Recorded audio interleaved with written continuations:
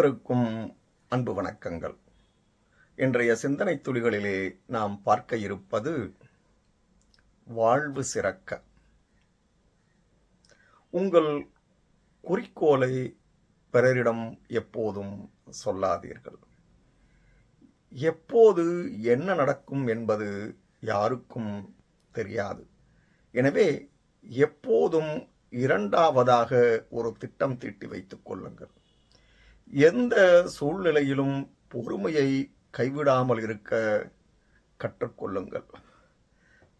பணிவுடன் முடியாது என்று சொல்ல தெரிந்து வைத்துக் கொள்ளுங்கள். அனைவரையும் மதிப்புடனும் மரியாதையுடனும் நடத்துங்கள். எவரையும் மட்டம் தட்டாதீர்கள். என்ன சொல்வது என்று தெரியவில்லை என்றால் வாயை மூடி மௌனம் காப்பது சிறந்தது. நீங்கள் விரும்பும் அனைவரும் உங்களை பிரிய நேரிடும். பிடித்து வைக்க முயலாதீர்கள்.